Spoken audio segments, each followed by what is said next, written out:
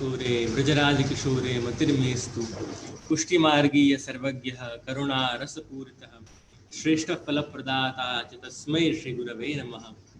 नंद गोप भूप वंश भूषणं विदूषणं भूमि भूति भूरि भाग्य भाजनं भयापहं धेनुर्धर्म रक्षणावतीर्ण पूर्ण विग्रहं नीलवारिवाह कांति गोकुलेशमाश्रय।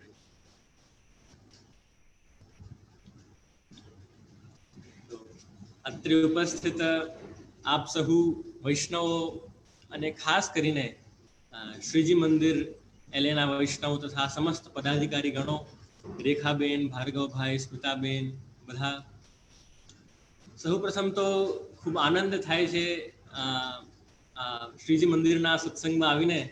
જેવી રીતે હું જોઉં છું કે સતત કેટલા મહિનાઓથી જાણે આપ લોકો સત્સંગ કરો છો, જ્યારથી આ કોરોના લાગ્યું છે, પણ કોરોનામાં પણ જેમ કોરોનાનું ઊંધું કરો તો હું ઘણી વખત કહેતો હું છું, ના રોકો થાય તો કોરોનામાં પણ એટલું સામર્થ્ય નથી કે આ શ્રીજી મંદિરનું સત્સંગને એ રોકી શકે. અને વિશેષ આમાં જ આ કોરોનાના સમયમાં આ વિશેષ રૂપથી આ જે સત્સંગ છે એ ખીલી ઉઠ્યું છે, જેનું અમને બધાને વલ્લભકુલ પરિવારને ખૂબ ખૂબ આનંદ છે.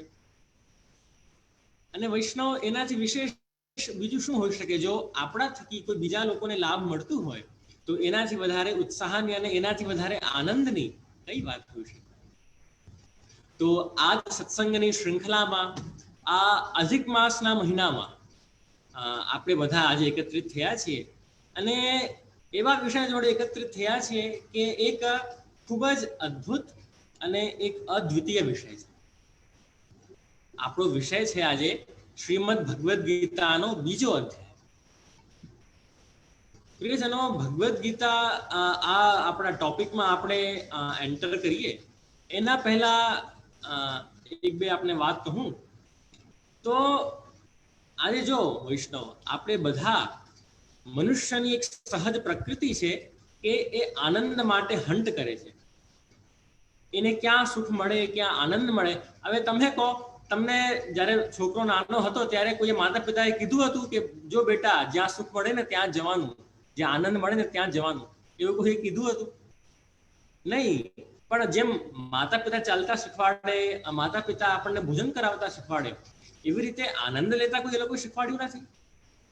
તો આ આનંદની જે સહજ પ્રકૃતિ છે મનુષ્યમાં, એ આવી કેવી રીતે?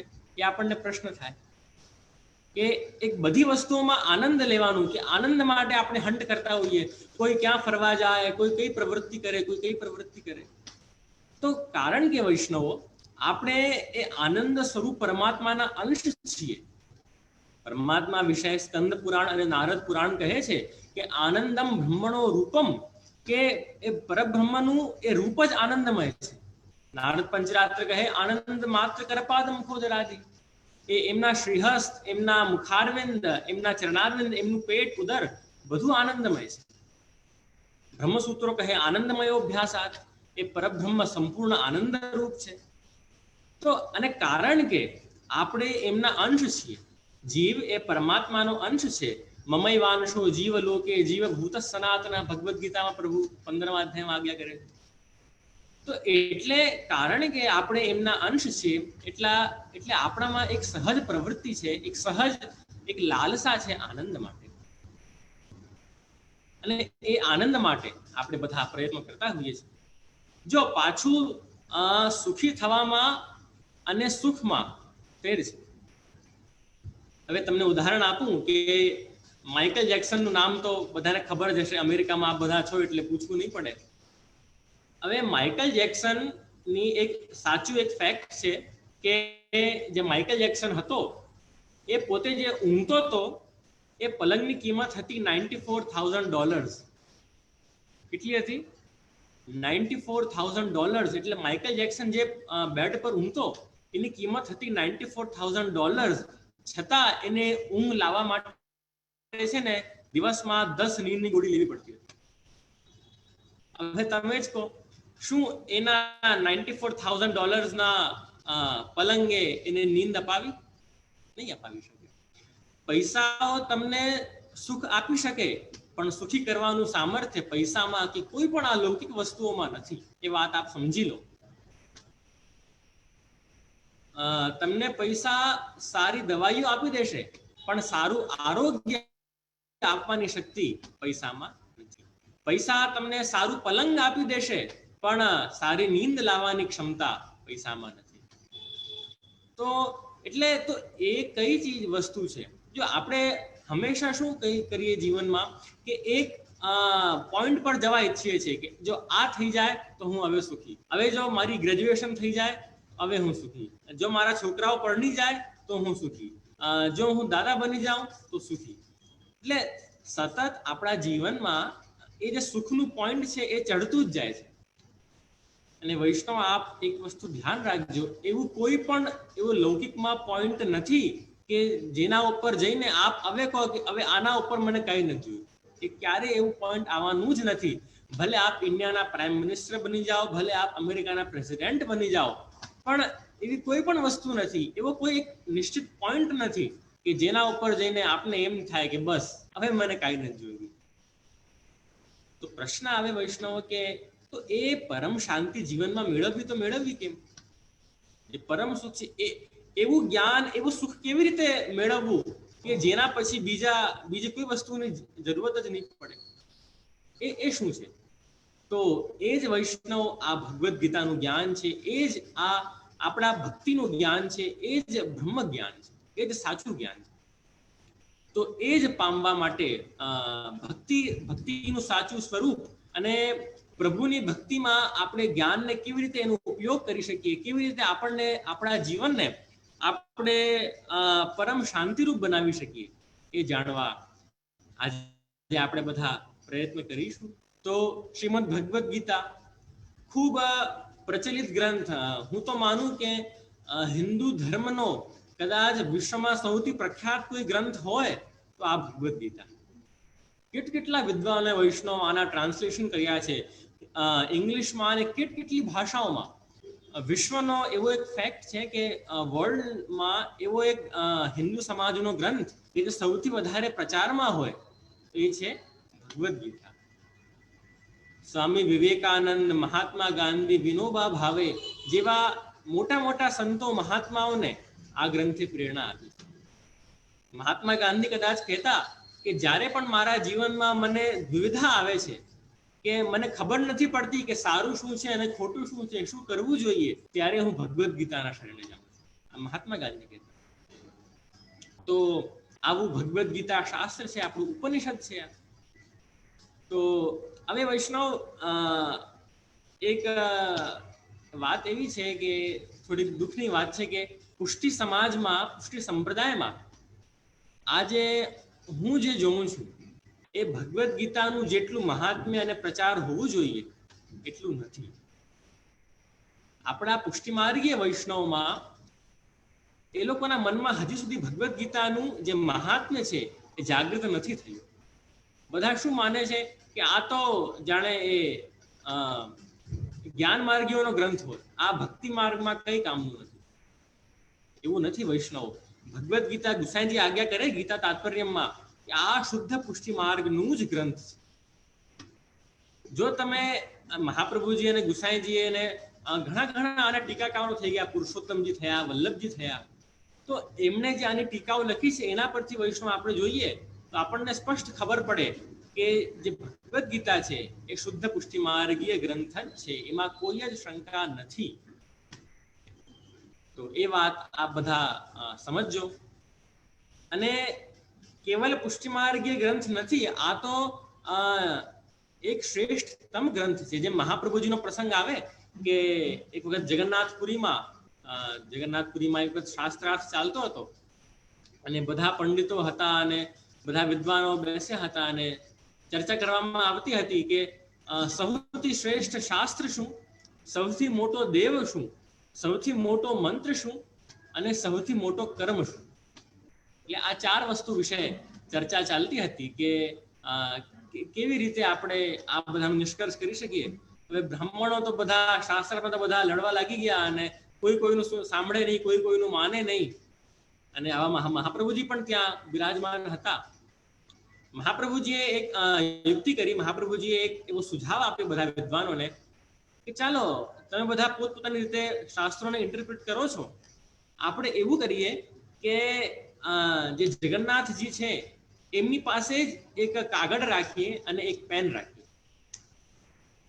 સાક્ષાત પ્રભુ પાસે આપણે એક કાગળ અને પેન રાખીએ અને એમનાથી જ પૂછવામાં આવે કે પ્રભુ આપ જ બતાવો કે સૌથી ઉત્તમ શાસ્ત્ર શું, સૌથી ઉત્તમ મંત્ર શું, સૌથી ઉત્તમ કર્મ શું અને સૌથી મોટો દેવ શું. ઠીક છે, બધા ઘણા વિદ્વાનો જે નાસ્તિક જેવા હતા એ લોકો કહે કે અરે જગન્નાથજીના તો શ્રીહસ્ત ને ચનારવિંદ વિદ્યમાન નથી, એ કેવી રીતે લખશે? તો મહાપ્રભુજી કહે કે અરે તમે કેવી વાત કરો છો, એ તો અપાણી પાદો જવનો ગ્રહિતા છે. તો એવું કરવામાં આવ્યું અને ત્યારે એ લોકોએ જે કાગળ છે એ કાગળ અને કલમ જગન્નાથજી પાસે પધરાવી અને દરવાજો બંધ કર્યો અને રાજા પણ ત્યાં ઉપસ્થિત હતા. અને એના પછી થોડાક સમય પછી એ લોકો બધા પાછા અંદર ગયા વિદ્વાનો, કારણ કે જાણવું હતું ને કે સૌથી મોટો શાસ્ત્ર શું છે, સૌથી મોટા દેવ કોણ. તો ત્યાં ગયા તો ત્યાં વૈષ્ણવ એક શ્લોક લખેલું હતું. તમે વિચારો કે એકદમ સ્ટ્રિક્ટ બંદોબસ્ત, રાજા પણ ત્યાં ઉપસ્થિત, કોઈને અંદર જવા નહીં દે, કોઈને એકદમ સ્ટ્રિક્ટ રીતે જોવામાં આવ્યું અને તો પણ પ્રભુએ જાતે જગન્નાથજીએ એક શ્લોક લખી આપ્યો. અને એ શ્લોક કેવી રીતે છે કે એકમ શાસ્ત્રમ દેવકી પુત્ર ગીતમ એકો દેવો દેવકી પુત્ર એવ મંત્રોપ્યેકસ્ય તસ્ય નામાની યાની કર્માપ્યેકમ તસ્ય દેવસ્ય સેવા. જગન્નાથજી આજ્ઞા કરી કે એકમ શાસ્ત્રમ દેવકી પુત્ર ગીતમ, કે આ વિશ્વમાં જો સૌથી મોટો શાસ્ત્ર હોય તો દેવકી પુત્ર ગીતમ, કે ભગવાને જે ગાયું ભગવદ ગીતા એ સૌથી મોટો શાસ્ત્ર છે, એ સૌથી ઉત્તમ શાસ્ત્ર છે. એકમ શાસ્ત્રમ દેવકી પુત્ર ગીતમ એકો દેવો દેવકી પુત્ર એવ. પ્રશ્ન આવે કે સૌથી મોટા દેવ કોણ? સૌથી મોટા દેવ એકો દેવો દેવકી પુત્ર એવ, દેવકીના પુત્ર અર્થાત કૃષ્ણ એ સૌથી મોટા દેવ. સૌથી મોટો મંત્ર કયો? તો મંત્રોપેકસ્ય તસ્ય નામાની યાની, સૌથી મોટો મંત્ર એ દેવનું નામ, કૃષ્ણનું નામ, શ્રી કૃષ્ણ શરણમ મમ, સૌથી મોટો મંત્ર. અને સૌથી મોટો કર્મ શું? તો કર્માપ્યેકમ તસ્ય દેવસ્ય સેવા, સૌથી મોટો કર્મ એ પરબ્રહ્મ પરમાત્માની કૃષ્ણની સેવા, એ જ સૌથી મોટો મનુષ્યનો ધર્મ છે. તો વૈષ્ણવ, આનાથી આપણે સાર શું લીધું કે સૌથી મોટું શાસ્ત્ર કયું? તો ભગવદ ગીતા. એકમ શાસ્ત્રમ દેવકી પુત્ર ગીતમ. ગીતાના મહાત્મ્ય એવું કહેવામાં આવ્યું કે ગીતા સુગીતા કર્તવ્યા કે મન્યૈ શાસ્ત્ર વિસ્તરૈ, કે ગીતાજી જ ભણવા જેવી છે. અને કારણ કે જે સ્વયં પદ્મનાભના મુખથી નીકળેલી છે, હવે તમે જ કહો એનાથી શ્રેષ્ઠ બીજો કયો ગ્રંથ હોઈ શકે? બીજા બધા ગ્રંથો આપણને મળે કે કોઈ કયા આચાર્યોએ લખ્યા, કોઈ વ્યાસજીએ લખ્યું, કોઈ વાલ્મીકીજીએ લખ્યું, પણ હવે જે શાસ્ત્ર, જે ઉપદેશ સ્વયં ભગવાન આપતા હોય, ભગવદ ગીતા જે પ્રભુ પોતે જ પોતાના શ્રીમુખથી આપતા હોય, હવે તમે જ કહો એનાથી સૌથી શ્રેષ્ઠ શાસ્ત્ર બીજું કયો હોઈ શકે? તો વૈષ્ણવ, આપ એ જ વાત ધ્યાન રાખજો કે ભગવદ ગીતા ખૂબ જ શ્રેષ્ઠતમ શાસ્ત્ર છે હિન્દુ સમાજનો. પણ જેમ મેં કીધું કે કોણ જાણે કેમ આપણા પુષ્ટિ સંપ્રદાયમાં હજી જેટલું આનું મહાત્મ્ય હોવું જોઈએ એટલું નથી. તો આજે આપણે એ જ પ્રયાસ કરીએ કે આપણે બધા આ પરમ ગુહ્યતમ, પરમ પવિત્ર જ્ઞાનને પામીએ અને આપણા જીવનને શાંતિમય બનાવીએ. કારણ કે જેમ મેં પહેલા કીધું, આ લૌકિક વસ્તુ તમને સુખ આપશે, પણ સુખી કરવાની ક્ષમતા આ કોઈ પણ વસ્તુમાં નથી. સુખી તો તમને જાતે જ થવું પડશે. અશાંતસ્ય કુતઃ સુખમ. અને ગીતાજી પ્રભુએ કહ્યું કે જે અશાંત છે, જેના મનમાં શાંતિ નથી, જેણે પોતાની ઇન્દ્રિયોને વશ નથી કરી, જેણે પોતાના મન પર કાબુ નથી પામ્યો, એ વ્યક્તિ અશાંત છે. અને એવા વ્યક્તિને સુખ ક્યાંથી મળવાનું? માઇકલ જેક્સન ઉદાહરણ આપ બધાને આપ્યું. એક દિવસ એવું થયું વૈષ્ણવ કે મિલ્ખા સિંહ, આપ બધાએ નામ સાંભળ્યું હશે. એટલે મિલ્ખા સિંહ ખૂબ જ એક મોટા રનર, મેરેથોન રનર, ઇન્ડિયાના એક શ્રેષ્ઠ રનર. હવે એવું થયું એક દિવસ કે એના ઘરે ચોરી થઈ. મિલ્ખા સિંહના ઘરે એક દિવસ ચોરી થઈ અને જે ચોર હતો એ બધું પોટલીમાં વાળીને એ તો ભાગતો હતો ઘરે જવા માટે. અને ત્યારે બધા જાગી ગયા, અવાજ આવી એટલે બધા જાગ્યા. આ મિલ્ખા સિંહ પણ જાગ્યો અને બધા જે એના પરિવારવાળા છે, બધા આજુબાજુના પડોશીઓ છે, એ પણ જાગ્યા. અને પછી તો જે ચોર હતો એ બધું જે ચોરી કરેલી વસ્તુ હતી એ લઈને ભાગતો હતો. અને ત્યારે આ મિલ્ખા સિંહ પર પાછળ પાછળ ભાગતા હતા. આ ચોર આગળ આગળ ભાગે બધી વસ્તુઓ લઈને, અને આ મિલ્ખા સિંહ એને પકડવા પાછળ પાછળ દોડતો હતો. હવે એવું થયું કે થોડે દૂર સુધી આ ચોર ગયો અને મિલ્ખા સિંહ પણ પાછળ પાછળ જાય, રનર હતો. અને પછી ગામના એક વ્યક્તિએ યાદ અપાવ્યું, અને મિલ્ખા સિંહ, તું એટલો શ્રેષ્ઠ વ્યક્તિ, એટલો શ્રેષ્ઠ રનર છે, તું આટલી બધી મેરેથોન જીત્યો છે, છતાં તારામાં આટલી શક્તિ નથી કે તું આ રનરને પકડી શકે. તારી ક્યાં ગઈ તારી બધું સામર્થ્ય આવ્યું?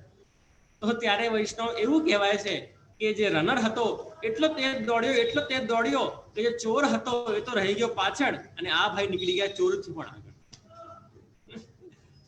એટલે આને પકડવું હતું ચોરને, પણ આ તો પોતાની સ્ટાઇલ મારવામાં, પોતાનું એ સામર્થ્ય દેખાડવા એટલો આગળ વધી ગયો, ચોર તો રહી ગયો પાછળ, અને આ ભાઈ નીકળી ગયા આગળ. આનાથી આપણને સમજવું શું છે કે ઘણી વખત વૈષ્ણવો, પુષ્ટિ માર્ગના વૈષ્ણવો એકબીજાની હોડમાં, એકબીજાથી પોતાને શ્રેષ્ઠ બતાવવામાં એટલા આગળ વધી જાય છે કે મહાપ્રભુજીના સિદ્ધાંત તો રહી જાય છે પાછળ, અને આ ભાઈ નીકળી જાય છે. આપણને વૈષ્ણવ એવું કદાપી નથી કર્યું. એટલે મારું આના પાછળ કહેવાનું તાત્પર્ય શું છે કે ભગવદ્ ગીતા આટલું શ્રેષ્ઠતમ ગ્રંથ છે, પણ ઘણા વૈષ્ણવો અને એવું ઘણી વખત એવું થયું કે આ લોકો જે મહાપ્રભુજીના સિદ્ધાંતો છે, જે પ્રભુએ સ્વયં આજ્ઞા કરી છે, એનાથી પણ આ લોકો નીકળી ગયા પાછળ, અને ભગવદ્ ગીતા રહી ગઈ પાછળ. વૈષ્ણવ આપણને આવું કદાપી નથી કરવું. એટલે ભગવદ્ ગીતાનો વૈષ્ણવ હું ઈચ્છા રાખું કે જેટલું આપણા બધામાં એનું મહાત્મ્ય ઉજાગર થાય એટલું શ્રેષ્ઠ રહેશે. આજે તો ઠીક છે, હવે આવતીકાલથી હું ઈચ્છા રાખું કે આ બધા વૈષ્ણવ જે પણ આ શ્રવણ કરી રહ્યા છો, આ બધા પોતાના ઘરે જો ભગવદ્ ગીતા સામે રાખીને બેસશો તો આપને એક એક શ્લોક છે ને એમાં સમજ પડશે.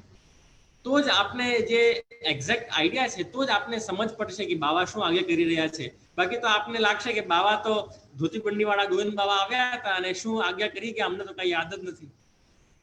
આપણને એવું નથી કરવું.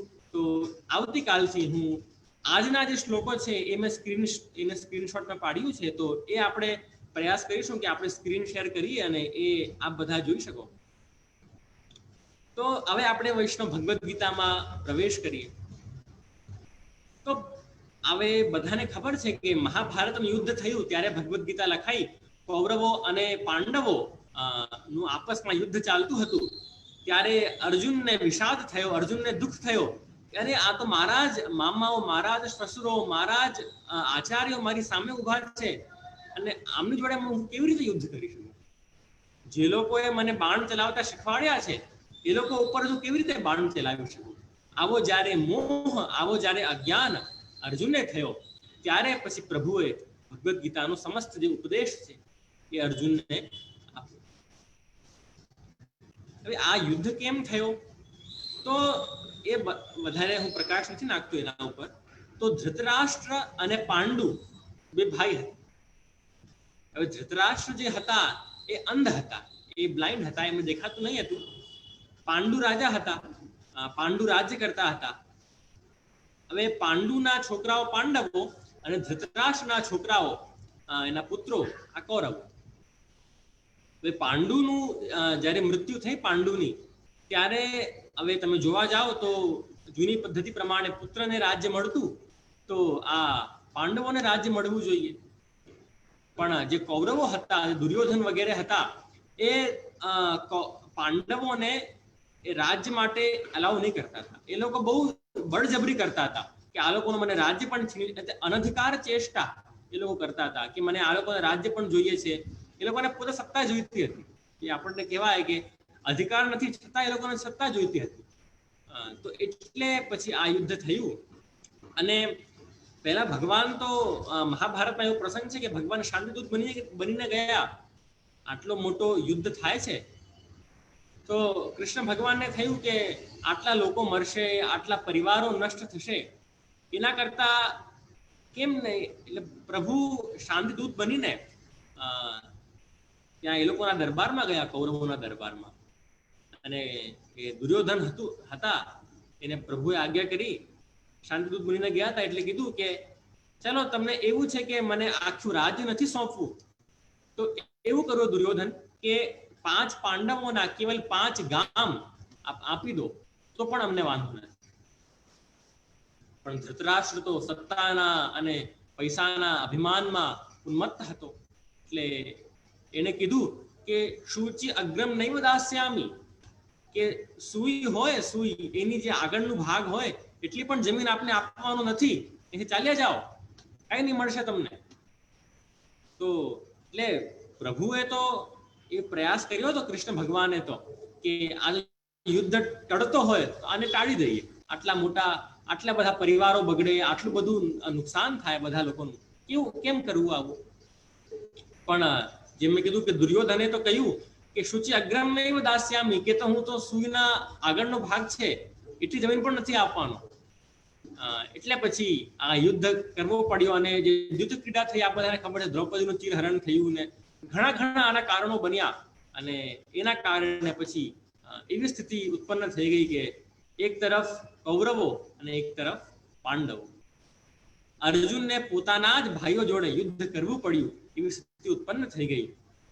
તો હવે એટલે ભગવદ્ ગીતા એવું છે ને વૈષ્ણવ, કે પ્રભુએ ઉપદેશ આપ્યો અર્જુનને, કૃષ્ણ ભગવાને, એવું નથી થયું કે ત્યાં રથ નીચે બેસીને કોઈ આમ લખતો હોય કૃષ્ણ ભગવાન શું આજ્ઞા કરે છે, એવું નથી થયું. આ જે ભગવદ્ ગીતા છે એકચ્યુઅલી એ મહાભારતના ભીષ્મ પર્વમાં એ વ્યાસજીએ આમ લખી છે ભગવદ્ ગીતા. આ વાત આપ સમજો. ઘણા લોકોને એવો ભ્રમ હોય કે ભગવદ્ ગીતા એટલે કૃષ્ણ ભગવાન આમ ઉપદેશ આપે છે અર્જુનને કે વાસાંશ જીર્ણાની યથા વિહાય, અને એ જે નીચે કોઈ માણસ આમ લખતો હોય રણભૂમિમાં, કુરુક્ષેત્રમાં, તમે વિચારો ત્યાં તો આટલી બધી સેનાઓ આપસમાં લડતી હોય, તીરો ચાલતા હોય, ત્યાં થોડી કોઈ આમ લખી શકવાનું છે. તો ભગવદ્ ગીતા રણભૂમિમાં નથી લખાઈ, તો ભગવદ્ ગીતા લખાઈ તો લખાઈ કે આપણને પ્રશ્ન આવે. તો હવે જ્યારે યુદ્ધનો 10મો દિવસ આવ્યો, જ્યારે ભીષ્મજી બાણશૈયા પર લેટી ગયા, ત્યારે વૈષ્ણવો દુર્યોધનને ચિંતા થઈ, કારણ કે કૌરવોની સેનાના ભીષ્મ પિતામહ એ ખૂબ જ એક પ્રબળ યોદ્ધા હતા. એટલે દુર્યોધનને ચિંતા થઈ કે હવે જો મારા આટલા મોટા જો યોદ્ધા જો મૃત્યુ પાસે એમનું મૃત્યુકાલ આવી ગયું હોય, હવે મારી સેનાનું શું થશે, હવે મારા છોકરાઓનું શું થશે. તો એને જ્યારે આ ચિંતા થઈ ને કે હવે મારા છોકરાઓનું શું થશે, એટલે ત્યારે એને એક સંજય નામનો વ્યક્તિ હતો, સંજય નામનો, જેને દિવ્ય દ્રષ્ટિ પ્રાપ્ત હતી. સંજય અહીંયા બેસ્યા જોઈ શકતો હતો કે રણભૂમિમાં શું થાય છે. જેમ તમે લોકો લોસ એન્જલિસ બેસ્યા તમે જોઈ શકો કે ન્યુયોર્કમાં શું થાય છે, એવું કંઈ. તો એવી દિવ્ય દ્રષ્ટિ એ સંજયને પ્રાપ્ત હતી. અને તો ભગવદ્ ગીતાની શરૂઆત જ એવી રીતે થાય છે. તમે જેની પાસે ભગવદ્ ગીતા હશે, હમણાં પણ જેની પાસે હશે, હું આગ્રહ કરીશ કે એ પોતાની પાસે શક્ય હોય તો લઈ આવે. તો એ પ્રથમ જ ભગવદ્ ગીતાનો શ્લોક છે. સ્મિતાબેન તો લઈ આવ્યા, દેખાડે છે ઝૂમ પર. તો ભગવદ્ ગીતાનો પ્રથમ જ શ્લોક છે, ધૃતરાષ્ટ્ર ઉવાચ. કે ધૃતરાષ્ટ્ર પૂછે છે સંજયને, કારણ કે ભીષ્મ પિતામહ 10મા દિવસે યુદ્ધના એ લેટી ગયા. તો હવે આને ચિંતા થઈ ધૃતરાષ્ટ્રને કે આ ભીષ્મ પિતામહ જો મરી જશે, હવે મારી સેનાનું શું થશે, શું મારા બધા છોકરાઓ મરી જશે. તો એનો પણ જ્યારે મોહ ઉત્પન્ન થયો, ત્યારે તમે જોશો તો ભગવદ્ ગીતાનો પ્રથમ શ્લોક કે ધર્મ ક્ષેત્રે કુરુક્ષેત્રે સમવેતા યુત્સવઃ મામકઃ પાંડવાશ્ચૈવ કિમ કુર્વત સંજય. ધૃતરાષ્ટ્ર પોતાની જિજ્ઞાસા, પોતાની વ્યથા સંજયને પૂછે છે કે હે સંજય, ધર્મના ક્ષેત્રમાં, કુરુના ક્ષેત્રમાં અર્થાત કુરુક્ષેત્રમાં ધર્મક્ષેત્રે કુરુક્ષેત્રે સમવેતા યુયુત્સવ, જે યુયુત્સવ એટલે યુયુત્સુ એટલે જે લડવા માટે તૈયાર છે, યુયુત્સુ છે. એક હોય ચિકીર્ષુ, જે કરવા માટે તૈયાર હોય. એક હોય જિજ્ઞાસુ, જેમ તમે બધા છો, કે તમે બધા સત્સંગ માટે તત્પર છો, જિજ્ઞાસા છે તમને કે પ્રભુ વિશે જાણવું છે. તો આ લોકો જિજ્ઞાસુ પણ નથી, ચિકીર્ષુ પણ નથી, પણ આ લોકો કોણ છે? યુયુત્સુ છે. યુયુત્સુ એટલે લડવા માટે તૈયાર, ક્યારે પણ કોઈનો પણ વધ કરી શકે એવા યુયુત્સવ. તો ધૃતરાષ્ટ્ર સંજયને પૂછે છે કે હે સંજય, ધર્મના ક્ષેત્રમાં, કુરુના ક્ષેત્રમાં જે મારા દીકરાઓ છે, મામકઃ પાંડવાશ્ચૈવ. જો અહીંયા પણ પાછો એક બહુ એક કોન્ટ્રોવર્સી છે. આ તમે બીજી લાઈન જુઓ તો મામકઃ પાંડવાશ્ચૈવ એમ લખ્યું છે. હવે તમે જુઓ તો ધૃતરાષ્ટ્રના જે પાંડવો હતા એ ભત્રીજાત તો હતા. તમે જ વિચારો, કારણ કે ધૃતરાષ્ટ્ર અને પાંડુ ભાઈ તો બંને સગા ભાઈ, અને એનો જે દીકરો પાંડવો, એના દીકરા પાંડુના, ધૃતરાષ્ટ્રના આ લોકો ભત્રીજા થયા. છતાં ભત્રીજાઓ પ્રત્યે પણ જે ધૃતરાષ્ટ્ર છે એને આત્મીયતાનો ભાવ નથી, કે આ મારા છે એવો ભાવ હજી સુધી એનામાં નથી. એટલે એ શું પૂછે છે કે મામકઃ એટલે મારા, એટલે કે મારા કૌરવો, મારા છોકરાઓ, અને પાંડવા, એ પાંડવાઓને અહીંયા જો જુદી રીતે કહે છે કે પાંડવા કોઈ બીજા હોય એમ. આપણે કહીએ કે ઇન્ડિયન્સ અને અમેરિકન્સ એમ જુદા, એવી રીતે. એટલે અહીંયા તમે જુઓ તો ધૃતરાષ્ટ્રના અંદર સુધી જે દ્વેષ ભાવ છે, જે ઈર્ષ્યા ભાવ છે, જે રાજ્યનો લોભ છે, એ અંદર નસમાં એના સમાઈ ગયો છે ધૃતરાષ્ટ્ર. તો આવી રીતે મામકઃ પાંડવાશ્ચૈવ કિમ અકુર્વત સંજય. હે સંજય, એ લોકોએ શું કર્યું રણભૂમિમાં એ તું મને બતાવ. તો હવે આ વૈષ્ણવ શ્લોકમાં પણ ઘણી ચર્ચાઓ કરી શકાય, પણ કારણ કે આપણે બીજા અધ્યાયની ચર્ચા કરવાના છીએ, તો બીજું અધ્યાય કેમ લખાયું, પહેલા અધ્યાયમાં એવું શું થયું કે જેના કારણે બીજું અધ્યાય લખાયું, એ જાણવું બહુ જ જરૂરી છે. તો એટલે પહેલા અધ્યાયની આપણે થોડીક સમરી જોઈશું, અને એના પછી આપણે બીજા અધ્યાયમાં પ્રવેશ કરીશું. ભગવદ્ ગીતાની તમને એક બીજી પણ એક વૈલક્ષણ્યતા, એક બહુ એની વિશિષ્ટતા બતાવું કે તમે જુઓ ભગવદ્ ગીતાનો પ્રથમ શબ્દ તમે શું લખ્યું છે? ભગવદ્ ગીતાનો પ્રથમ શબ્દ ધર્મ ક્ષેત્રે. અને ભગવદ્ ગીતાનો તમે અંતિમ શ્લોક જોશો, ભગવદ્ ગીતાનો સૌથી અંતિમ શ્લોક, તમારી ચોપડીને એકદમ ફેરવો, લાસ્ટ વર્ડ જો, યત્ર યોગેશ્વર કૃષ્ણો યત્ર પાર્થો ધનુર્ધર તત્ર શીર વિજયો ભૂતિર ધ્રુવા નીતિર મતિર મમ. અંતિમ શબ્દ શું છે? મમ. પ્રથમ શબ્દ શું હતું? ધર્મ. એટલે ભગવદ્ ગીતાનો સમસ્ત ઉપદેશ ધર્મ અને મમની વચ્ચે છે, કે મારો ધર્મ શું છે, એક જીવનો ધર્મ શું છે, એ સમસ્ત વિષયની ક્યાંક ચર્ચા કરવામાં આવી હોય તો આ છે ભગવદ્ ગીતાનું. એક બીજી તમને આની વિશિષ્ટતા બતાવું કે તમે ફરી જુઓ પ્રથમ શ્લોક, તો ધર્મ ક્ષેત્રે કુરુક્ષેત્રે સમવેતા યુત્સવ મામકઃ પાંડવાશ્ચૈવ. બરાબર, આ તમે જુઓ મામકઃ શબ્દ, આ તમે દિમાગમાં રાખજો. અને હવે તમે બધા ચાલો ગોપી ગીતમાં, ભાગવતજીમાં, ત્યાં શું છે? જયતિ તેધિકમ જન્મના વૃજક્ષયત ઇન્દિરા શશ્વદત્તહિ દૈત દૃશ્યતામ દીક્ષુ તાવકઃ ત્વય ધૃતા સવસ્ત્વામ વિચિન્વતે. ગોપીઓ શું કહે છે કે પ્રભુ અમે આપના છીએ, તાવકઃ. સમજો આ વાતને. ભગવદ્ ગીતાની શરૂઆત કયા શબ્દથી થઈ? મામકઃ, મારા. અને ગોપી ગીતની શરૂઆત કયા શબ્દથી થઈ? કે તાવકઃ, તારા. એટલે તમે જુઓ કે ગોપી ગીતનું તો અંત શું આવ્યું? કે પરમ રસાત્મક અને પરમ ફલાત્મક એ પ્રભુની રાસલીલા છે. અને જ્યારે ભગવદ્ ગીતાનો અંત શું આવ્યો? તો મહાભયંકર, મહાભીષણ એવો ભગવદ્ ગીતાનો, મહાભારતનું યુદ્ધ થયું. એવાનું તાત્પર્ય મારું એ છે કે જ્યારે પણ વ્યક્તિ એવું થાય છે કે મામકઃ, હું લડીશ, હું કરીશ, હું આ કરાવું છું, મેં આ કામ કર્યું, ત્યારે એનો અંત યુદ્ધમાં જ આવે છે, એનો પરિણામ ખરાબ જ હોય છે. અને જ્યારે શરૂઆત જ એ ભાવનાથી કરવામાં આવે કે તાવકઃ, તારા, તમારા માટે કરું છું, આપ બધાના ભલા માટે કરું છું, આપ બધાને કઈ સારી વસ્તુ જાણવા મળે એના માટે કરું છું, તો એનો અંત હંમેશા સારું જ આવે છે. તો આ વાત મામકઃ પાંડવાશ્ચૈવ કિમ અકુર્વત સંજય, હે સંજય મારા દીકરાઓએ શું કર્યું એ તું મને બતાવ. આમાં પણ જો ફરી એક વાત, આ ગીતાજી તો વૈષ્ણવ એવું ગ્રંથ છે ને કે જેટલા ખુલાસાઓ કરતા જાઓ ને એટલા સમય ઓછો જ પડે આમાં તો.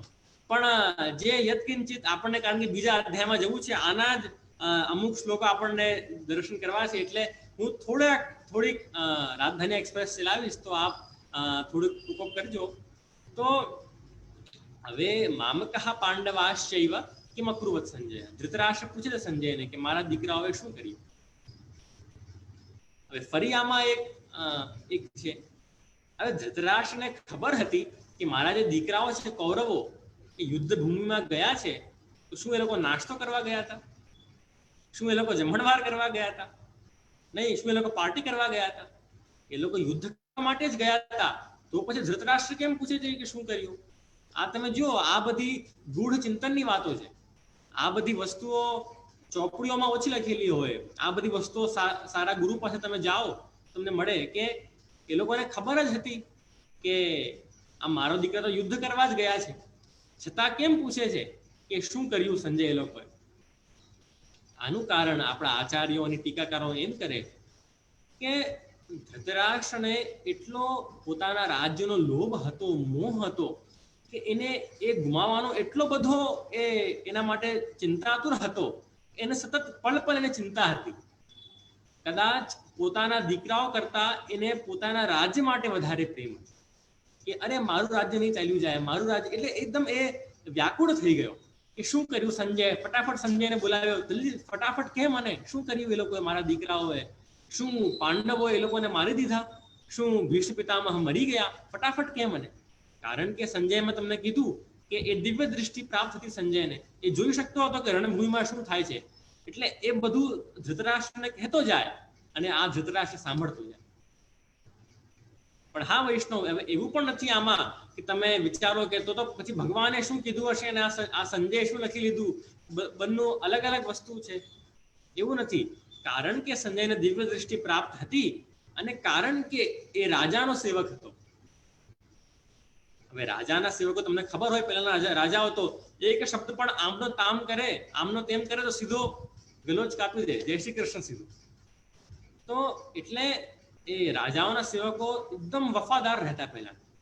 તો એટલે એક પણ શબ્દ એ પ્રભુ શું કઈ આગે કરે છે અને આ સંજય કઈ કહે છે એવું કદાપી નહીં બને.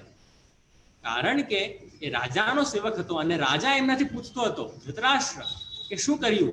એટલે એ શબ્દશઃ એને બતાવ્યું છે કે પ્રભુએ કયા કયા શબ્દ, કયા કયા અક્ષરો બોલ્યા. એટલે એક એક અક્ષરનું પણ વૈષ્ણવ ભગવદ્ ગીતામાં અભૂતપૂર્વ મહત્વ છે. એની આપણે ચર્ચા કરતા જઈશું જેમ આગળ જઈએ. તો એટલે ધૃતરાષ્ટ્રને રાજ્યનું એટલું બધું મોહ હતું, એટલી બધી એને વ્યાકુળતા હતી કે મારાથી રાજ્ય ચાલ્યું તો નહીં જાય, મારા પૈસાઓ તો નહીં લૂંટાઈ જાય, મારા દીકરાઓ તો નહીં મરી જાય. એટલે એટલું વ્યાકુળ થઈ ગયું. એટલે પછી એને સંજયને બોલાવ્યા. જો વૈષ્ણવ, એક વસ્તુ સમજજો કે જીવનમાં હંમેશા આપણે માનતા હોઈએ કે સામર્થ્ય તે આપણને સુખ આપે. હું તો માનું કે સામર્થ્ય આપણને છે ને હંમેશા આપણામાં દુર્બળતા લાવે. તમને આશ્ચર્ય થશે કે આ બાવા શું આજ્ઞા કરે છે. જો ધ્યાનથી સાંભળજો ફરી, કે જીવનમાં તમારી પાસે જેટલું સામર્થ્ય હશે એટલું તમને તમારામાં ડર હશે. હવે તમે જ વિચારો કે આ મોટા મોટા નેતાઓ હોય, મોટા મોટા ફિલ્મ સ્ટાર્સ હોય, એ લોકોને રાત્રે કેવી રીતે બરાબર ઊંઘ આપતી હશે. હવે અમારા મોદીજી છે, 130 કરોડ દેશવાસીઓનો ભાર એમના ઉપર, તો બરાબર ચેનથી કેવી રીતે વ્યક્તિ ઊંઘી શકે. એટલે જ્યારે સામર્થ્ય આવે ત્યારે મનુષ્યમાં ભય ઉત્પન્ન થઈ જાય, મનુષ્યમાં વ્યાકુળતા ઉત્પન્ન થઈ જાય. તો પછી અભયપદ, અભય છે, આનંદ છે, એ કેવી રીતે પામવું? એનો એક ને એક માત્ર ઉપાય છે શરણાગતિ. બધું પ્રભુને સોંપી દેવાનું કે પ્રભુ, આ હું પણ આપનો, મારી બુદ્ધિ પણ આપની, મારી જીહ્વા પણ આપની, મારા કાન પણ આપના. આપને જે મને સંભળાવવું હોય આપ સંભળાવો, મને જે યાદ રખાવવું હોય આપ યાદ રખાવો. તો એવી જ્યારે શરણાગતિ આપનામાં આવશે ને, ત્યારે મનુષ્યના જીવનમાં આનંદ આવશે અને ત્યારે એ અભય બનશે. અભયમ સર્વદા દાસ્ય ઇતિ જન્મ વ્રતમ મમ. ભગવદ્ ગીતામાં પ્રભુ આજ્ઞા કરે છે કે આ મારું જન્મતા વ્રત છે કે હું મારા ભક્તોને હંમેશા અભય પદનું દાન કરું, હંમેશા એ લોકોને અભય બનાવું છું. જે મારી એક વખત શરણ આવી ગયો પછી એને કઈ ચિંતા કરવાની જરૂર નથી. મામેવ યે પ્રપદ્યન્તે માયામેતામ તરંતિ. ભગવદ્ ગીતાનું જ વાક્ય છે, આગળ આવશે બધા વાક્યો. તો એટલે વૈષ્ણવ ધૃતરાષ્ટ્રને ચિંતા થઈ કે મારા દીકરાઓએ શું કર્યું. અને ત્યારે પછી હવે તમે ભગવદ્ ગીતામાં તમે જોશો તો સંજય વાત છે કે સંજય કહે છે કે આવું થયું કે જે દુર્યોધન હતું એની ચિંતા થઈ કે એ પોતાના આચાર્યો પાસે જાય છે કે અરે આપણી સેનામાં આટલા લોકો છે, પેલી સેનામાં આટલા લોકો છે, બધું કમ્પેરિઝન કરાવે છે. અને એટલે દુર્યોધનને પણ વૈષ્ણવો એના મનમાં ડીપ ક્યાંક હતું કે હું જે કરી રહ્યો છું ને એ ખોટું કરી રહ્યો છું. અને એની પક્ષના પણ જે સૈનિકો હતા, જે ભીષ્મજી હતા, કૃપાચાર્ય હતા, એ લોકોને પણ ખબર હતી કે સાચા તો પાંડવો જ છે, ધર્મની તરફ તો પાંડવો જ છે. અમે જે લડીએ છીએ એ અસત્યના તરફથી લડીએ છીએ. પણ હવે કારણ કે એ લોકો રાજ્યના એ લોકો સેવક હતા, એ લોકો પોતાની પ્રતિજ્ઞાઓથી બંધાયેલા હતા, એટલે એ લોકો કઈ કરી નહીં શક્યા. એટલે એ લોકો પણ પોતાનું 100% આપીને નહીં લડી રહ્યા હતા. તમે ધ્યાનથી વાંચો ભગવદ્ ગીતા, મહાભારત વગેરે, તો આપણને ખબર પડે કે ભીષ્મજી વગેરે કૌરવોની તરફ યુદ્ધ તો કર્યું, પણ એ લોકો 100% પોતાનું આપીને યુદ્ધ નહીં કરી રહ્યા. એ લોકોનું સતત ધ્યાન પ્રભુમાં જ હતું. તમને ઉદાહરણ આપું કે ભીષ્મ સ્તુતિમાં જે ભીષ્મ ભીષ્મજી જ્યારે મરણ શૈયા પર હતા, બાણની શૈયા પર, ભાગવતજીના પ્રથમ સ્કંદના 9મા અધ્યાયમાં તમે જુઓ તો ભીષ્મ સ્તુતિ પ્રાપ્ત છે. તો એમાં જે ભીષ્મજી કહે છે પ્રભુને કે પ્રભુ જ્યારે આપ યુદ્ધ કરતા હતા તો યુધિ તુરગ રજો વિધૂમ્ર વિશ્વ કુછ દુરિત સમવાર લીલંકતાસ્ય. કે પ્રભુ જ્યારે આપ મારી સામે લડતા હતા ત્યારે આપણું જે શ્રીઅંગ છે એ ઘોડાઓની જે રજ છે, અશ્વોની જે હોર્સિસની જે રજ છે એનાથી આપણું શરીર મંડાયેલું હતું. અને એવા આપ બહુ સુંદર લાગતા હતા. અને આપના જે કેશ છે કચ લુલિત શ્રમવાર યલંકૃતાસ્ય, આપના જે કેશ છે એમાં જે આપના જે પરસેવા છે, આપનું શ્રમજલ છે આપણું, એ આપના કેશ પર હતું અને ખૂબ જ સુંદર લાગતું હતું. તમે જ વિચારો વૈષ્ણવ કે આ ભીષ્મ પિતામહ સામે લડતા હતા, તો હવે એમનું કેવી રીતે ધ્યાન પડ્યું કે પ્રભુના કેશમાં એટલું સુંદર પ્રભુના પરસેવા લાગે છે અને પ્રભુ કેટલા સુંદર લાગે છે. હવે યુદ્ધ કરવા કોઈ આવે તો સામેવાળાને મારવાનું સોચે કે પ્રભુ સામેવાળાની સુંદરતાનું દર્શન કરે? તમે જ વિચારો. એટલે આ બધા સ્પષ્ટ પ્રમાણ છે કે ભીષ્મ પિતામહ આદિ ભક્ત હતા, એ લોકો લડતા તો હતા પ્રભુ સામે, પણ એ લોકોનું મન જાણતું હતું કે આજે અમે કરી રહ્યા છીએ એ ખોટું છે, અમે ધર્મ તરફ નથી, અમે અધર્મ તરફ લડી રહ્યા. એટલે એ લોકો પોતાનું 100% આપીને નહીં લડી રહ્યા હતા. એટલે દુર્યોધનને ચિંતા હતી કે એના ડીપ ઓફ ધ હાર્ટ એને ચિંતા હતી કે શું અમે જીતીશું, નહીં જીતીશું તો પણ કેવી રીતે અમે એ લોકોને હરાવી શકીશું? આ લોકોની સામે, આ લોકોના પક્ષમાં તો કૃષ્ણ ભગવાન છે, અમને કેવી રીતે આપણે હરાવી શકીશું? ને દુર્યોધન ઘણી ગડમથલમાં હતો. તો એ બધું વર્ણન આમાં સંજય કરે છે કે દૃષ્ટવા તુ પાંડવાની કંબુરમ દુર્યોધનસ્તદા. અને પછી જે સંજય બતાવે છે કે દુર્યોધન પોતાના જે સૈનિકો છે એ લોકોને ગણાવે છે કે આપણી પક્ષમાં આ લોકો છે, પાંડવોની પક્ષમાં આ લોકો છે. અને પછી એમાં વર્ણન છે પ્રથમ અધ્યાયમાં કે બધાએ શંખનાદ કર્યું, બધા યોદ્ધાઓ. એટલે એ શું યુદ્ધ શરૂ થશે એનો એ માર્ગ છે કે સમજી ગયા ને આ બધા કે શંખ વગાડો એટલે એ સૂચવે છે, એવું એક માર્ગ કરે છે કે હવે યુદ્ધ શરૂ થઈ ગયું. તો આમાં બધા શંખ વગાડે છે. બધાના શંખોના નામ આપ્યા છે 5 અન્યમ ઋષિકેશો દેવદત્તમ ધનંજય બધાએ શંખ વગાડ્યો, શંખાન દદ્મુ પૃથક પૃથક, બધાએ પોતપોતાનો શંખ વગાડ્યો અને ત્યારે જે મહાભયંકર એવો મહાભારતના યુદ્ધની શરૂઆત થઈ. હવે ફરી જેમ મેં કીધું કે ભગવદ્ ગીતામાં એટલા રહસ્ય છુપાયેલા છે વૈષ્ણવ કે ક્યાં સુધી ચર્ચા કરો એની. હવે આ શંખ વગાડવાના તમે ક્રમમાં પણ જુઓ, આમાં પણ તમને એક રાઝ ખબર પડે. આમાં શું રાઝ, આનું શું એ છે કે કૌરવોની સેનામાં પ્રથમ શંખ વગાડ્યો છે ને તો સેનાપતિએ વગાડ્યો. આ બહુ સહજ છે કે યુદ્ધ હોય તો જે કમાન્ડર હોય એ સૌથી પહેલા શંખનાદ કરશે કે હવે અમે યુદ્ધની શરૂઆત કરી છે. પણ આનાથી વિપરીત પાંડવોની સેનામાં સૌથી પ્રથમ કોઈ શંખ વગાડ્યું હોય ને તો એ કૃષ્ણ ભગવાને વગાડ્યું, એવું આમાં ગીતાજીમાં વર્ણન છે પ્રથમ અધ્યાય. અને પછી અર્જુન, પછી ભીમ, પછી યુધિષ્ઠિર. તમે જુઓ તો નાના ભાઈથી ઉપર આવે છે આ લોકો, અર્જુન, ભીમ, યુધિષ્ઠિર.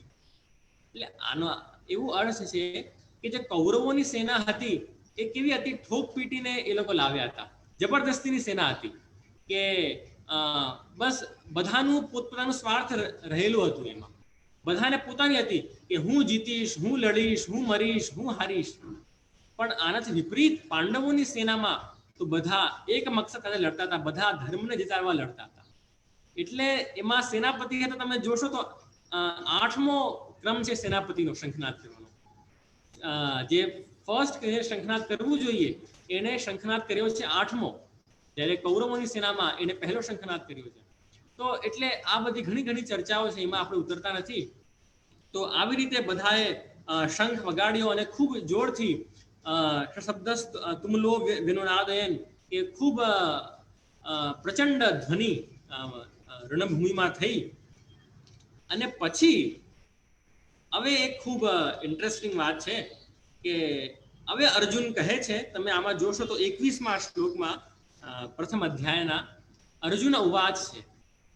અર્જુન પ્રભુને કહે છે કે સેનયોર ઉભયોર મધ્યે પ્રથમ સ્થાપય મેચ્યુત, કે હે પ્રભુ, જે કૌરવો અને પાંડવોની સેના હતી, હવે અર્જુન શું કહે છે કે હે પ્રભુ, આ બંને સેનાની વચ્ચે આપ મારો રથ સ્થાપિત કરો તો કૈર્મયા સહ યોદ્ધવ્યમ અસ્મિન સમુદ્યમે, તો મને ખબર તો પડે મને કોની જોડે યુદ્ધ કરવું છે.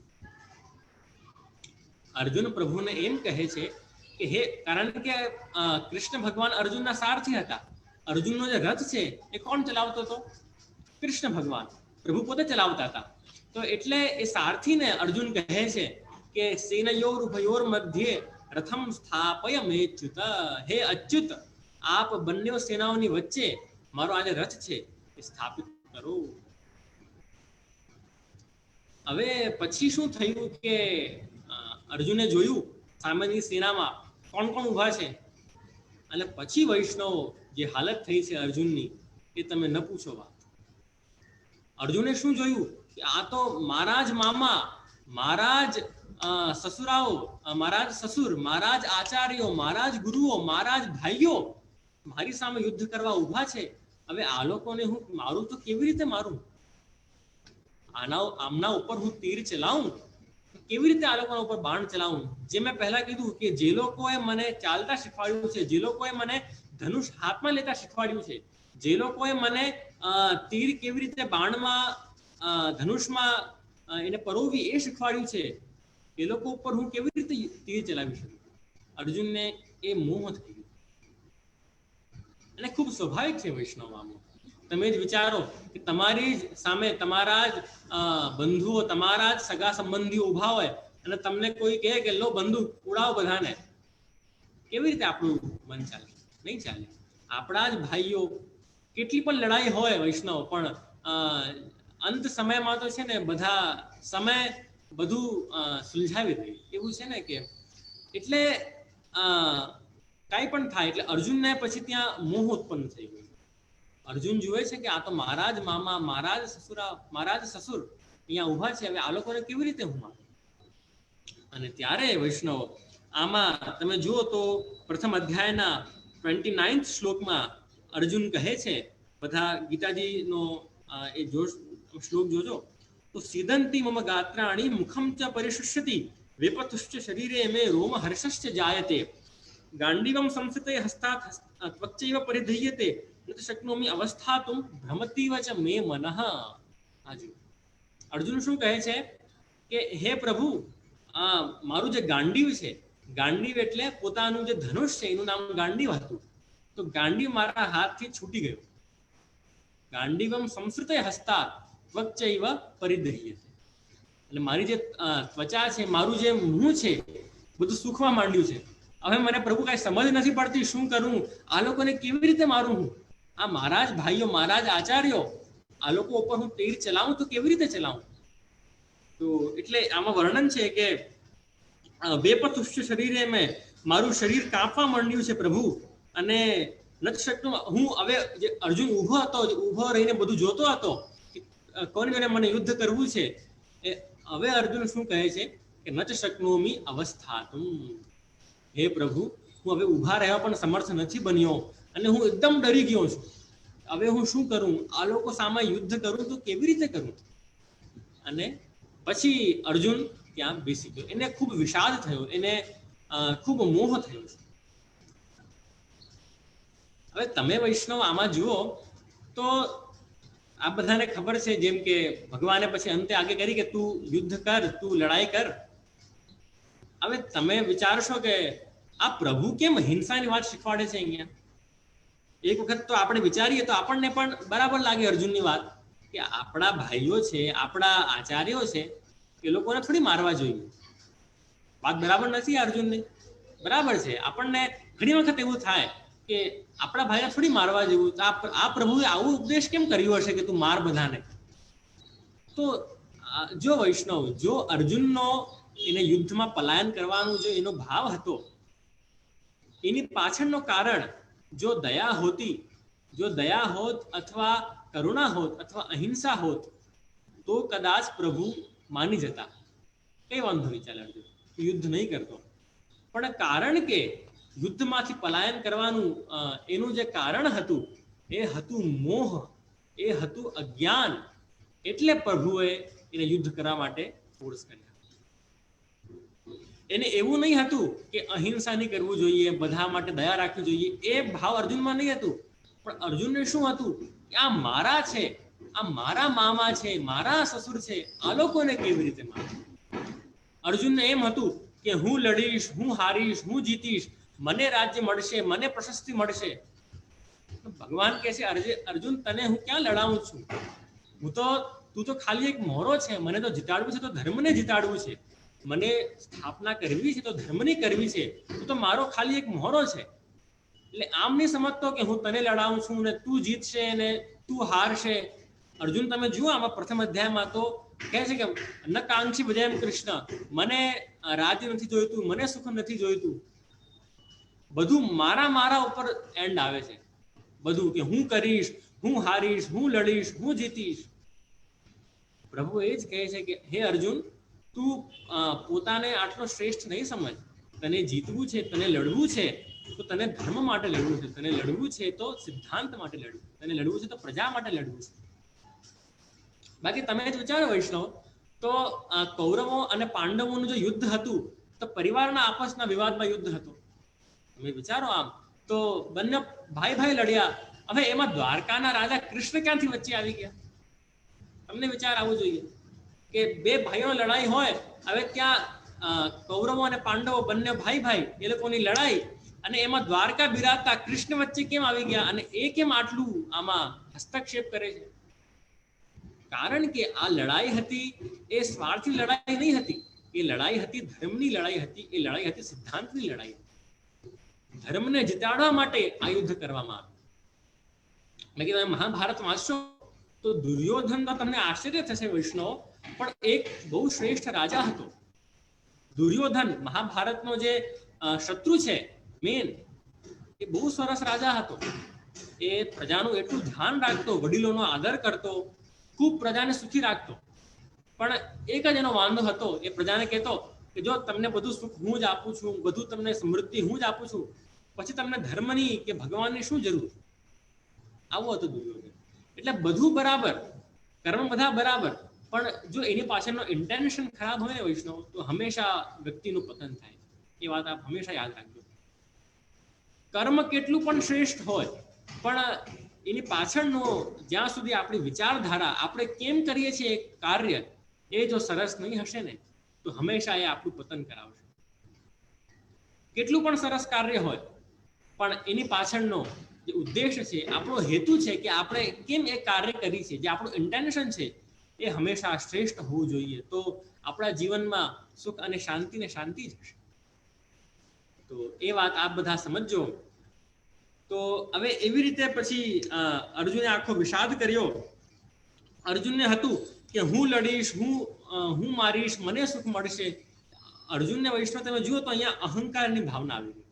અહંકાર કે હું છું મેન. આપણા 84 વૈષ્ણવની વાર્તામાં ગોવિંદદાસ ભલ્લાની વાર્તા આવે છે. 84 વૈષ્ણવની વાર્તામાં ગોવિંદદાસ ભલ્લા થઈ ગયા મહાપ્રભુજીના સેવક. હવે એવું થયું કે ગોવિંદદાસ ભલ્લા શ્રીનાથ દ્વાર પધાર્યા. અરે જતીપુરા શ્રીનાથજી બિરાતા, એટલે ત્યાં ગોવિંદદાસ ભલ્લા રહેતા. અને થોડીક પૈસાની એમને સગવડ નહીં હતી, તો એટલે એ બધી જગ્યાએ ભિક્ષા માંગીને પ્રસાદ લેતા, પણ શ્રીનાથજીનો પ્રસાદ નહીં લેતા.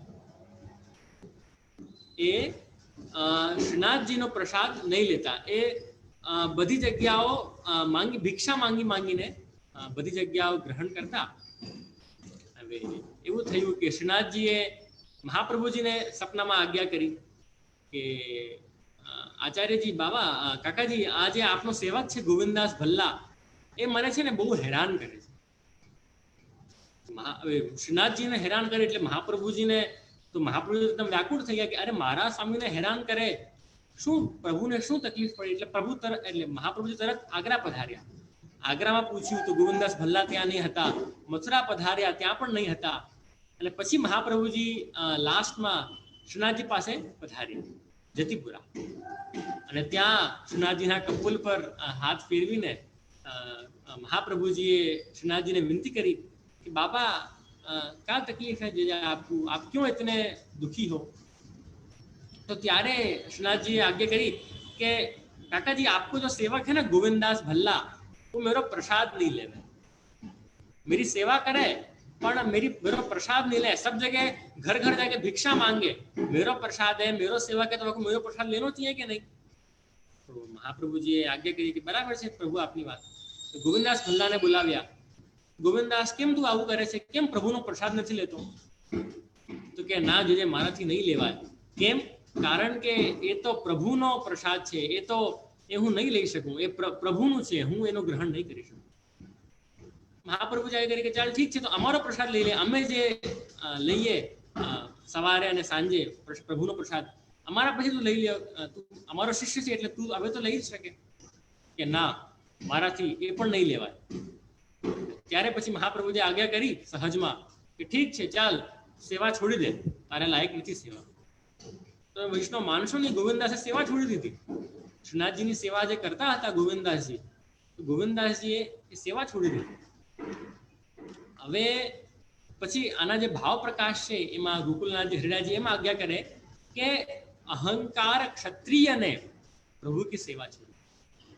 જો શું શબ્દ વાપરે છે? અહંકાર ક્ષત્રિયને। વૈષ્ણવ નથી કહેતા કે ગોવિંદદાસ ભલ્લાએ પ્રભુની સેવા છોડી, અહંકાર ક્ષત્રિયએ પ્રભુની સેવા છોડી। કહેવાનું તાત્પર્ય મારું વૈષ્ણવ એ છે, ગોવિંદદાસ ભલ્લાને અહંકાર હતો કે હું પ્રભુનો પ્રસાદ નહીં લઈશ, હું બધી જગ્યાએ મહેનત કરું છું, બધી જગ્યાએ ભિક્ષા માંગુ છું, હું પ્રભુની સેવા કરું છું। એટલે પછી અહંકાર વૈષ્ણવ અહીંયા સુધી લઈ જઈ શકે મનુષ્યને કે ગોવિંદદાસે પ્રભુની સેવા છોડી દીધી, પણ જે પોતાની જે ટેક હતી એ નહીં છોડી। એ વૈષ્ણવ આપ હંમેશા યાદ રાખજો કે અહંકાર વૈષ્ણવમાં મનુષ્યમાં જ્યારે પણ આવશે એ હંમેશા એનું પતન જ કરશે। અને સુબોધરીજી મહાપ્રભુજી આજ્ઞા કરે છે कि नहीं साधन संपत्त्या हरितोषति कष्टचित भक्तानाम दैन्यमैवैकम हरितोषण साधनम। कि आपણા સાધનોથી, આપણી સંપત્તિથી આપણે ક્યારે પણ પ્રભુને પ્રસન્ન નહીં કરી શકીએ। તો પ્રભુને પ્રસન્ન કેવી રીતે કરવા? તો ભક્તાનામ દૈન્યમૈવૈકમ હરિતોષણ સાધનમ। ભક્તોની દીનતા જ કે હે પ્રભુ અમે આપના શરણ છે, આપ જैसे જીવાઓગે वैसे जिएंगे, આ ભાવ વડે જ આપણે પ્રભુને કાળજી કરીશ, બીજો કોઈ ઉપાય નથી. તો એટલે કહેવાનું તાત્પર્ય શું છે? કારણ કે આપણને બીજા અધ્યાયનો પ્રારંભ કરવો છે, આજે આપણે પ્રયાસ કરીશું. તો એટલે અહંકાર વ્યક્તિમાં જ્યારે આવી જાય ત્યારે એનો પતન થાય. અર્જુનમાં અહંકાર આવી ગયો કે મને રાજ નથી જોઈતું, મને સુખ નથી જોઈતું. પણ પ્રભુ આવે કહે કે તને કોને સુખ અપાવવું છે? હું તારા માટે ક્યાં લડું છું અર્જુન? હું તો લડું છું તો ધર્મના માટે લડું છું, હું લડું છું તો સત્યના માટે લડું છું, તારાથી મને કાંઈ લેવા દેવા નથી.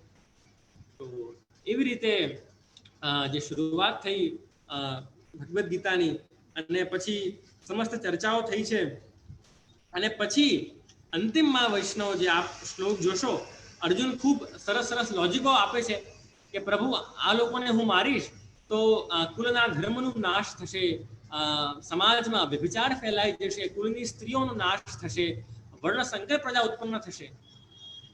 ઘણા ઘણા એક ગજબના લોજિકો અહીંયા અર્જુન આપે છે. આપણને પણ સાંભળીને થઈ જાય કે ના, અર્જુન બરાબર તો કહે છે, એવું આપણને ઘણી વખત થઈ જાય. અને પછી અંતમાં તમે જુઓ તો 47th શ્લોક ભગવદ્ ગીતાના પ્રથમ અધ્યાયનો અંતિમ શ્લોક, અર્જુન સંજય કહે છે કે એવ મુક્ત્વા અર્જુનઃ સંખ્યે રથોપસ્થ ઉપાવિશત વિસૃજ્ય સશરમ ચાપમ શોક સંવિઘ્ન માનસઃ. આવું કહીને અને અર્જુન હતો એને જે પોતાનું જે ધનુષ હતો એનો અર્જુને ત્યાં રથમાં એને મૂકી દીધો અને રથમાં જઈને એ બેસી ગયો. શોક સંવિઘ્ન માનસ, શોકથી એ ભરાઈ ગયો. આવ્યો તો યુદ્ધ કરવા માટે, પણ એટલો બધો મોહમાં અને એટલો બધો અજ્ઞાનમાં ફસાઈ ગયો કે જે ઊભો હતો, ઊભો થઈને બધાને જોતો હતો કોની જોડે મને યુદ્ધ કરવું છે, એ હવે બેસી ગયો કે ના, હવે આ વસ્તુ મારાથી નહીં થાય. એવી અર્જુનની વિષમ પરિસ્થિતિ થઈ. અને ત્યારે આ રીતે વૈષ્ણવ પ્રથમ અધ્યાયનો અંત. એટલે અર્જુન વિષાદ યોગ નામ છે પ્રથમ અધ્યાયનું. અર્જુનનો વિષાદનું વર્ણન છે કે અર્જુનને દુઃખ થઈ ગયો છે, કે વિષાદ થયો છે. દુઃખ નહીં, દુઃખ નાનો શબ્દ છે, પણ વિષાદ એકદમ જાણે ઉદ્વિગ્ન થઈ ગયો હોય એનું મન કે શું કરું, શું નહીં કરું, શું મારા માટે ધર્મ છે, શું અધર્મ છે. અને એ કહીને વિસર્જ્ય સશરમ, એને પોતાનું જે ધનુષ અને બાણ હતું એ મૂકી દીધો રથમાં અને કહે છે હવે મારાથી યુદ્ધ નહીં. અને ત્યારે વૈષ્ણવ પછી ભગવદ્ ગીતાનો બીજો અધ્યાયની શરૂઆત. હવે હું નિશાંતભાઈ કોને કહીશ કે આમાં મને હોસ્ટ બનાવે તો જે અમુક ફોટોસ છે મારી પાસે એ હું આમાં શેર કરી શકું. તો જે આપસી હોસ્ટ જ છો, જે હોસ્ટ છું. ઠીક. હા, જે હવે આપણે ભગવદ્ ગીતાના બીજા અધ્યાયમાં પ્રવેશ કરીશું, જે આપણો મુખ્ય વિષય છે. તો આમાં એક મિનિટ હું આ સ્ક્રીન શેર કરી દઉં. પછી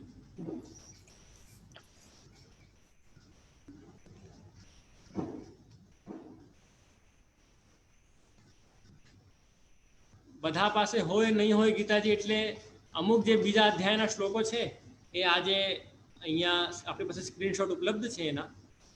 તો હવે હું આશા રાખું છું આપ બધાને શ્લોક દેખાતું હશે. આઈ હોપ આ બધાને દેખાય છે શ્લોક? દેખાય છે ને બરાબર? હવે જો આ 2.1 લખ્યું છે એટલે કે બીજા અધ્યાયનો આ પ્રથમ શ્લોક છે. અધ્યાય એટલે ચેપ્ટર્સ, 18 ચેપ્ટર્સ છે ભગવદ્ ગીતામાં. તો આ આપણું જે મુખ્ય વિષય છે આપણા સત્સંગનું, એ છે બીજો અધ્યાય, સેકન્ડ ચેપ્ટર ભગવદ્ ગીતાનો.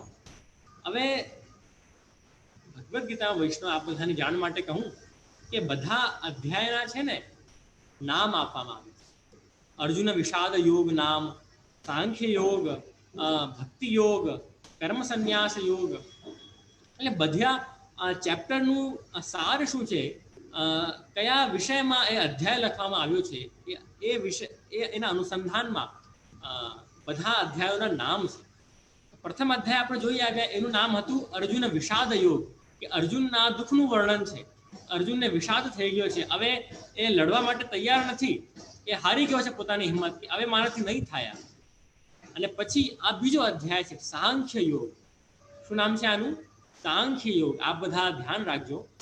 સાંખ્ય એટલે પહેલા આ નામને આપણે સમજાવું. સાંખ્ય એટલે સમ પ્લસ ખ્યા, અને જે શબ્દની વ્યુત્પત્તિ છે કે ખ્યા સંસ્કૃતના પ્રાકથને છે, અર્થાત સારી રીતે કહેવું, સમખ્યા એટલે એકદમ ક્લિયરલી કોઈ વસ્તુને પ્રતિપાદિત કરવી, એકદમ ક્લિયરલી કોઈ વસ્તુને કહેવી, એનું નામ છે સાંખ્ય.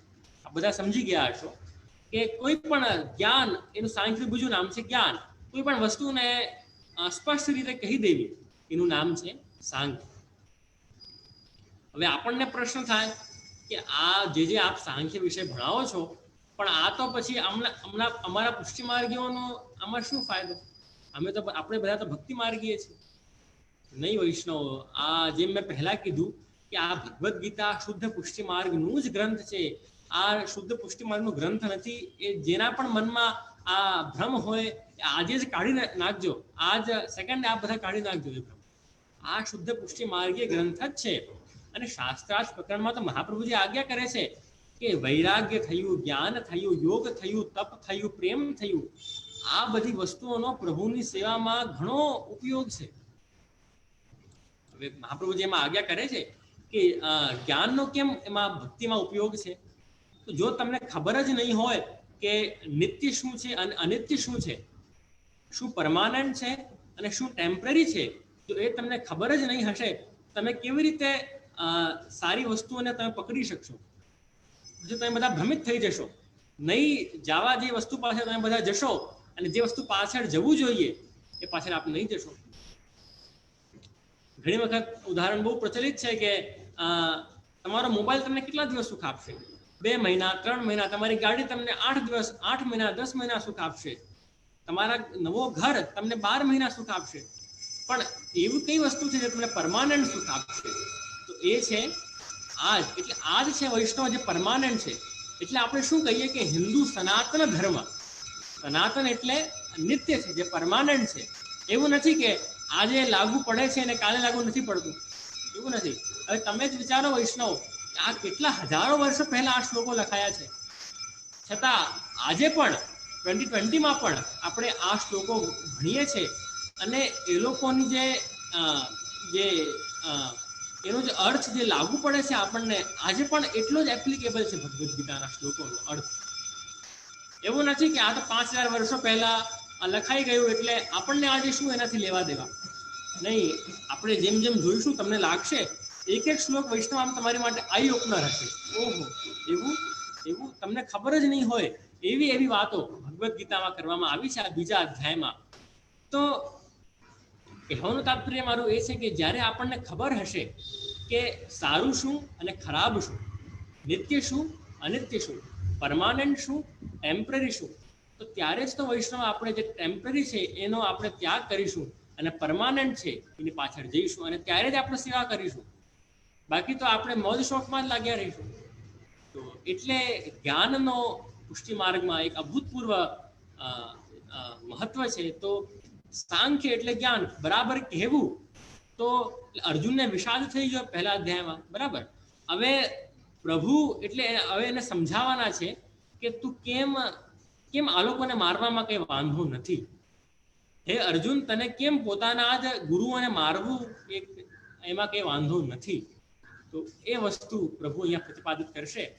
અહીંયા તમે જોઈ શકો તો સંજય ઉવાસથી શરૂઆત થાય છે. સંજય મેં કીધું કે જેને દિવ્ય દૃષ્ટિ પ્રાપ્ત હતી,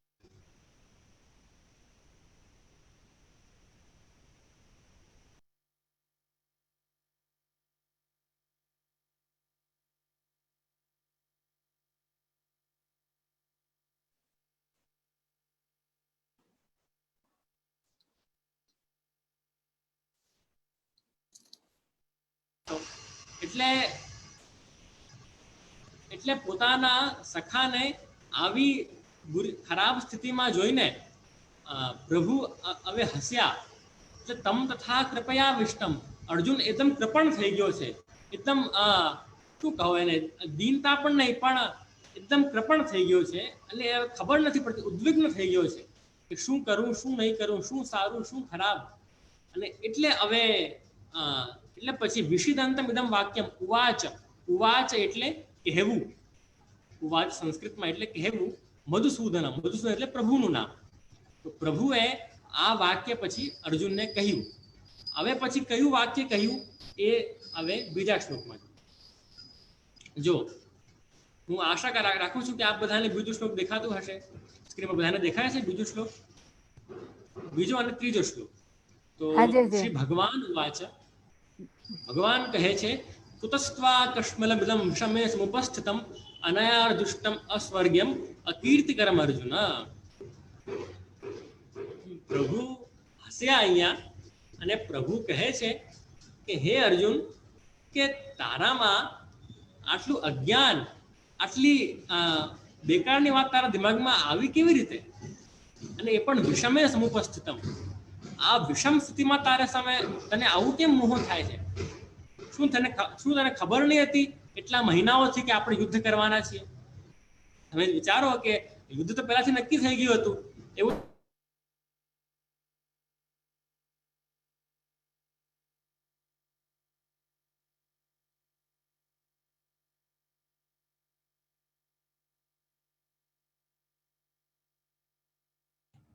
વૈષ્ણવ, we have lost JJ.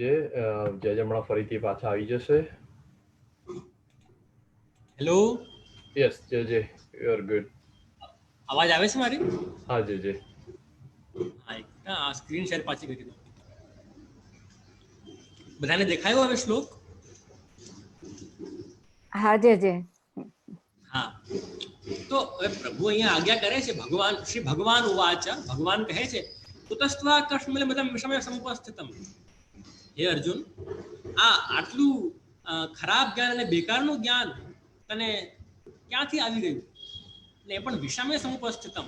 શું તને ખબર નહીં હતી કે હું કોની જોડે યુદ્ધ કરવાનો છું?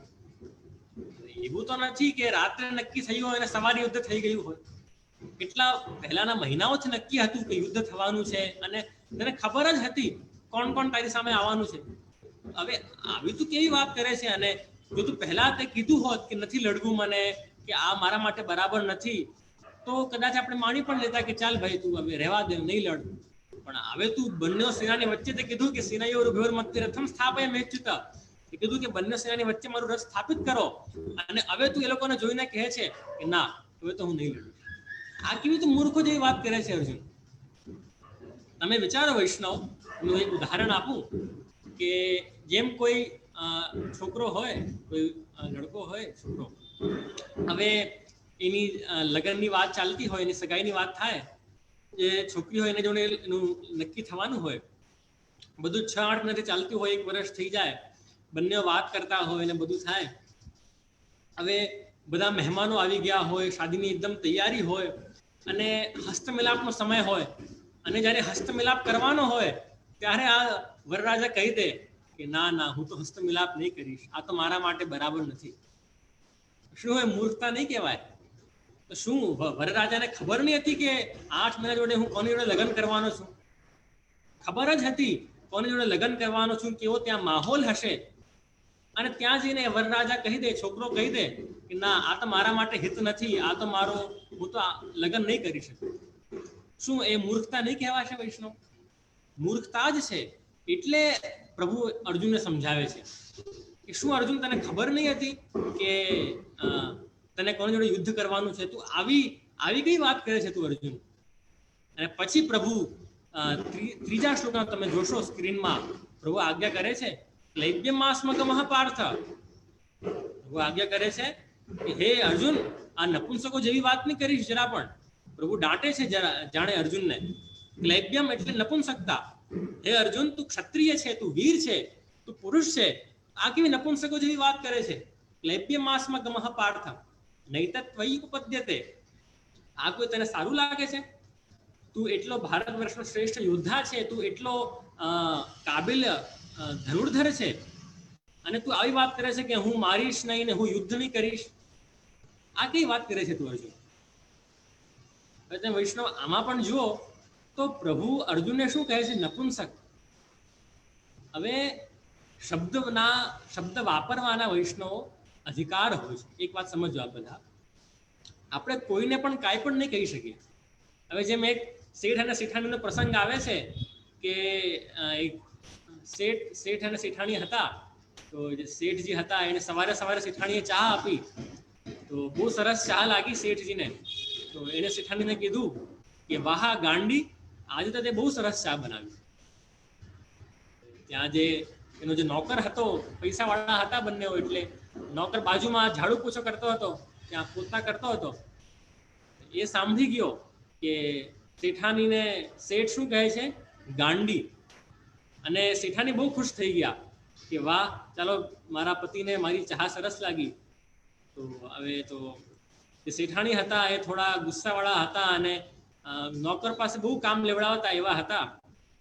તો હવે 2-3 દિવસ ગયા અને હવે સેમ વાત થઈ કે આજે શેઠાણી હતા એટલે મારી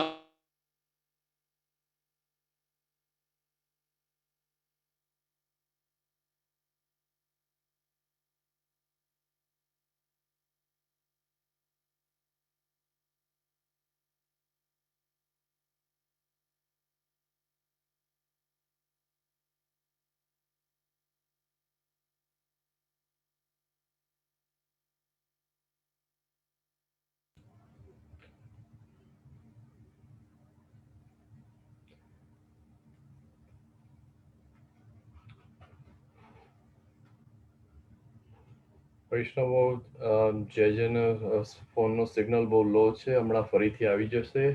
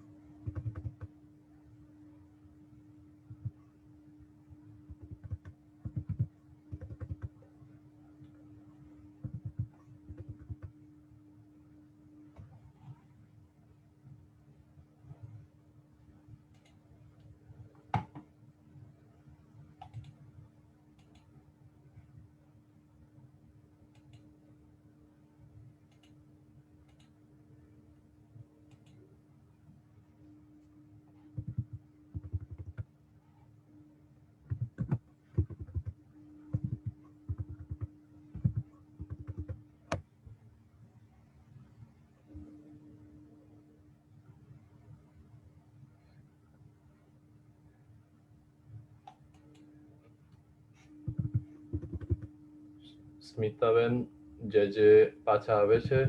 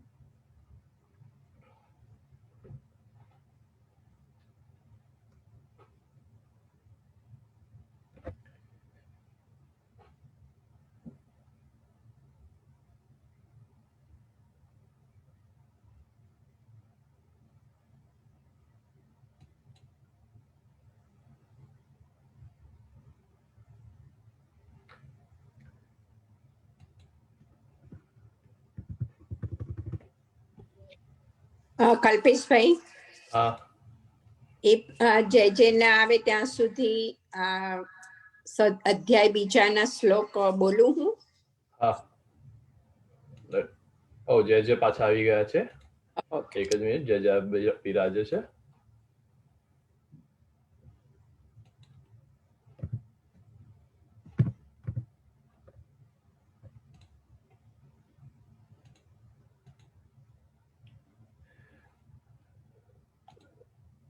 હા જે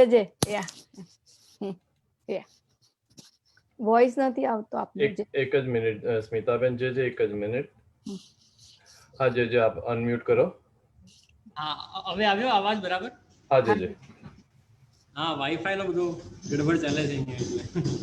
તો વૈષ્ણવ આપણે બસ પતાવીશું, કારણ કે હવે સમય થાય છે આપણો. તો હવે ફરી સ્ક્રીન શેર કરી દો મામા. તો આપણે જોતા હતા કે અર્જુનને શોક થઈ ગયો. પછી પ્રભુએ કીધું ક્લૈબ્યમ માસ્મ ગમઃ પાર્થ, હે અર્જુન આવી નપુંસકતા નહીં કરીશ. તું તો એક વીર યોદ્ધા છે, તું ક્ષત્રિય છે, લડવા માટે જ બનેલો છે. કદાચ તું બ્રાહ્મણ હોત તો હું તને કહેત કે ચાલ ભાઈ તું વનમાં જઈને માળા ફેરવ, પણ કારણ કે તું ક્ષત્રિય છે, તારું સ્વધર્મ છે યુદ્ધ કરવાનું, એટલે તું યુદ્ધ કર. ક્લૈબ્યમ માસ્મ ગમઃ પાર્થ, નપુંસકતા નહીં કરીશ. પ્રભુ જો કેવા ગુસ્સામાં અહીંયા દેખાય છે. ક્લૈબ્યમ માસ્મ ગમઃ, તમે આપણે વાત કરતા હતા શેઠ અને શેઠાણીની વાર્તાની. તો હવે શેઠજીએ ચા બનાવીને કીધું શેઠાણીને કે વાહ ગાંડી, તે બહુ સરસ ચા બનાવી. શેઠાણીએ ચા બનાવી. હવે ત્યાં જે નોકર કામ કરતો હતો એ સાંભળી ગયો અને એને જોઈ લીધું કે આ તો શેઠાણી તો બહુ ખુશ થાય છે ગાંડી કહેવાથી. 2-3 દિવસ થયા અને હવે શેઠાણી હતા એને, એ જે નોકર હતો એને પણ ચા આપી એક દિવસ. હવે આ તો નોકરને યાદ આવ્યું 2 દિવસ પહેલાનું, તો આણે પણ કીધું વાહ ગાંડી, તે બહુ સરસ ચા આપી. હવે એ પતિ કહે, શેઠાણીને કહે ગાંડી, એટલે મજાકમાં કહે એમાં વાંધો નથી, પણ હવે જે નોકર છે એ શેઠાણીને ગાંડી કહે તો પછી તો ત્યાં જોવા જેવી થઈ અને બહુ ગુસ્સે થઈ ગયા શેઠાણી. એટલે કહેવાનું તાત્પર્ય એવું છે કે શબ્દ વાપરવામાં વૈષ્ણવ હંમેશા અધિકાર જોઈએ. એટલે તમે જુઓ તો આપણા અષ્ટસખાઓ હતા, વ્રજની ગોપીઓ હતા, એ લોકો પ્રભુને કેવું સંભળાવતા.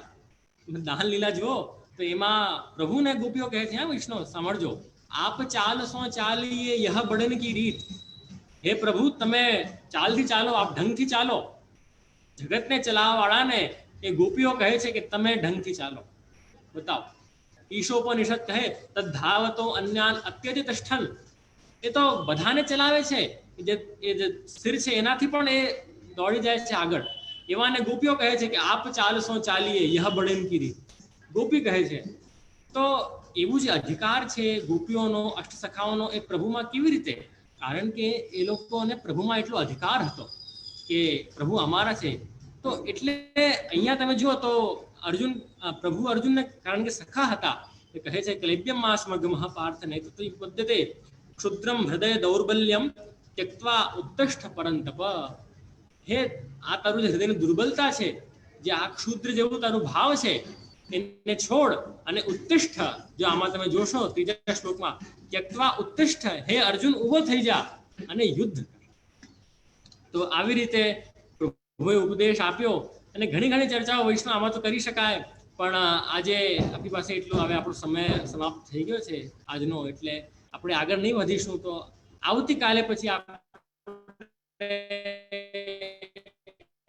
અર્જુને પછી શરણાગતિ સ્વીકારી છે. હવે હું હારી ગયો છું પ્રભુ, કાર્પણ્ય દોષો પહત સ્વભાવ. 7મા શ્લોકમાં પ્રભુ એ કહે છે અર્જુન કે હવે આપ મારા ગુરુ છો, હું આપનો શિષ્ય છું, હવે આપ મને કહો કેવી રીતે કરવું. અને પછી જે સમસ્ત ગીતાનો ઉપદેશ થયો છે, એવી રીતે વૈષ્ણવ આ બધા પણ બસ ખૂબ આનંદ કરતા રહો. અને ખૂબ જેમ આજનું ફરી આપણે રિવિઝન કરીએ તો આજે આપણે ભગવદ્ ગીતા કેમ લખાઈ, મહાભારતના યુદ્ધનું એવું શું કારણ હતું કે ભાઈઓ વચ્ચે આટલું ભીષણ યુદ્ધ થયું, એ આપણે જોયું. અને અર્જુનનો વિષાદ થયો, અર્જુનને દુઃખ થયો, કેવો દુઃખ થયો, કેમ દુઃખ થયો, એ આપણે જોયું. અને હવેથી જે પ્રભુ ઉપદેશ કરવાના છે કે તારો ધર્મ છે, હું તને નથી જીતાડવા માંગતો, મને તો જીતાડવું છે ધર્મને, હું લડવા માંગુ છું ધર્મ માટે, તારાથી કોઈ લેવા દેવા નથી, તું જીતે કે હારે, મને તો જીતાડવું છે ધર્મને. એ ભાવ સાથે પ્રભુએ ગીતાનો ઉપદેશ આપ્યો છે. બસ વૈષ્ણવ, આપણે આવતીકાલે ફરી અહીંયાથી જ કન્ટિન્યુ કરીશું. ત્યાં સુધી આપ બધા પણ ખૂબ આનંદ કરતા રહો. અને જેમ અમારા વ્રજના વાંદરાઓ હોય વૈષ્ણવ, કે વ્રજના વાંદરાઓ કદાચ મેં કીધું છે કે એવા હોય ને વૈષ્ણવ, કે એ લોકોના છે ને અહીંયા એક પોટલી હોય પ્લાસ્ટિકની, પણ એ લોકોના અહીંયા કોથળી જેવી હોય. હવે તમે લોકો જ્યારે આપણે બધા એ લોકોને આપીએ ખાવાનું, ત્યારે એ લોકો શું કરે છે, વાંદરાઓ ફટાફટ ખાઈ તો લે, પણ એ લોકોના હજી સુધી છે ને એ અહીંયા જ રહે, એ લોકોના પેટમાં નહીં જાય. અને પછી એ લોકો શું કરે, એકાંતમાં જઈને એક કોથળીમાંથી ફરી બધું બહાર કાઢે અને ફરી ચબાવે ને ત્યારે એ લોકોના પેટ સુધી જાય છે. એટલે કહેવાનું મારું તાત્પર્ય શું છે વૈષ્ણવ, કે અહીંયા હું આપ બધાને બંને હાથોથી આપું તો છું, પણ હજી સુધી છે ને એ આપના અહીંયા જ છે, હજી સુધી એમાં નથી ઉતર્યું. તો એના માટે હવે તમને શું કરવું પડશે, કે તમને ફરી આનું ચિંતન કરવું. ક્યારે પણ તમને સમય મળે કે બાબાએ શું આજ્ઞા કરી હતી, કેમ બધાનું યુદ્ધ થયું, શું શું પરિસ્થિતિઓ થઈ, તો ફરી તમે જ્યારે બહાર કાઢીને એને ચાવશો, ત્યારે જઈને તમારા હૃદયમાં ઉતરશે. અને ત્યારે તમને ભગવદ્ ગીતાના ઉપદેશો છે, મહાપ્રભુજીના સિદ્ધાંતો છે, હૃદયમાં ઉતરશે. બસ વૈષ્ણવ, આજ માટે આટલું જ. અને અહીંયા જ આપણે આજના સત્સંગનું વિરામ આપીશું. આજના વક્તવ્યને વિરામ આપું છું. ઇતિ શુભ.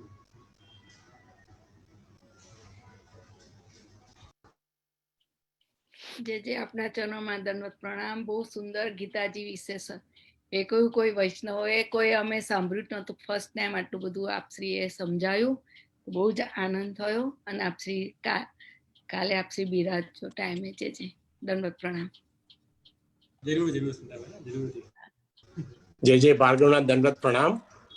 આપશ્રીએ બહુ સુંદર ગીતાના સેકન્ડ અધ્યાય વિશે બહુ સુંદર લેસન આપો છો. જે સુગંધ છે એ તો ફૂલની છે ભાર્ગવભાઈ, અમે બધા તો ખાલી પવન છીએ, સુગંધ તમારા સુધી પહોંચાડીએ. આઈ નો, પણ આપશ્રી બહુ સુંદર વિશ્લેષણ કર્યું.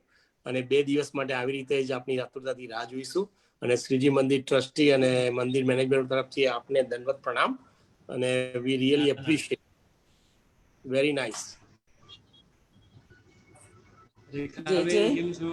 બસ મજામાં. કોટી કોટી દંડવત પ્રણામ આપને. ખૂબ આપ તો 2 વર્ષમાં તો ખૂબ જ ખૂબ સુંદર રીતે આનંદ આવ્યો. હવે આપણી કાલની આતુરતાથી રાહ જોઈએ છે. જે દંડવત પ્રણામ. અને આપ શ્રી 1 મિનિટ આપો તો હું લાઈન ઓપન કરું વૈષ્ણવો માટે, તમને દંડવત કરી શકે. વૈષ્ણવ, લાઈન ઇઝ ઓપન, અનમ્યુટ કરીને દંડવત કરી શકો છો. પ્રણામ. જે દંડવત પ્રણામ. જય દંડવત પ્રણામ.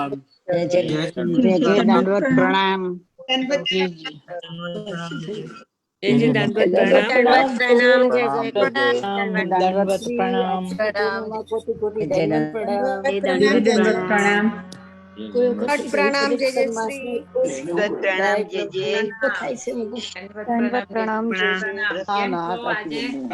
મોટા લાગો છો હવે તો. હા, 2 વર્ષ. જય શ્રી કૃષ્ણ. મોટા લાગો છો. પૂર્ણિમાનો અવાજ સંભળાય. આપ ખૂબ મોટા લાગો છો હવે લાલન. હરિભાઈ પણ છે. જે આપના કોમલ ચરણોમાં દંડવત પ્રણામ. દંડવત પ્રણામ. જે આપણા ઘરે આવી ગયા છે. ગરમ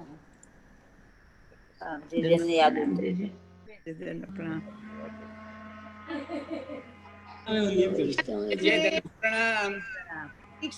હરિભાઈ આશીર્વાદ. ફિનિક્સ યાદ કરો છો કે નહીં? જે હા, યાદ કરું છું ને ફિનિક્સ. બહુ નાના હતા. ફિનિક્સ આવ્યા છે. દંડવત પ્રણામ. ખૂબ નાના હતા ત્યારે આવેલા આપશ્રી. હા, બોટ પણ ચલાવેલી. ભાઈ બોટ ચલાવેલી એમની ઘેર ગયા છે. બોટ પણ ચલાવેલી એમ કે હરીભાઈ વિક્સને યાદ કરે છે. બોટ ચલાવી.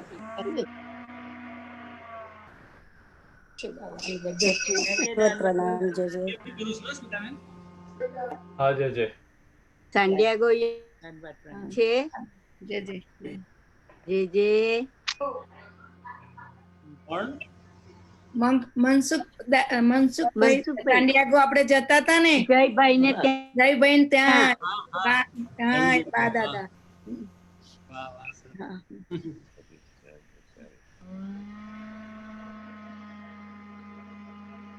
ઓકે વૈષ્ણવો જે જે પધારી ગયા છે સર્વેને જય શ્રી કૃષ્ણ અને જય શ્રી કૃષ્ણ કહી દો. જય શ્રી કૃષ્ણ બધા વૈષ્ણવોને જય શ્રી કૃષ્ણ.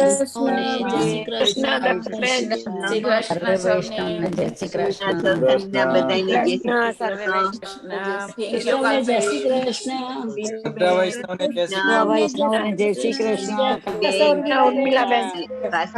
શ્રી કૃષ્ણ.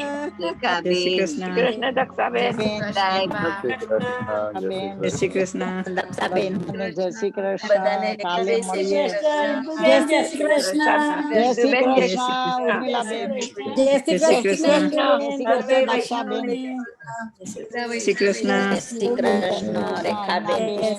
જય શ્રી કૃષ્ણ બધાને. જય શ્રી કૃષ્ણ બધા વૈષ્ણવને. જય શ્રી કૃષ્ણ ઉર્મિલાબેન. જય શ્રી કૃષ્ણ.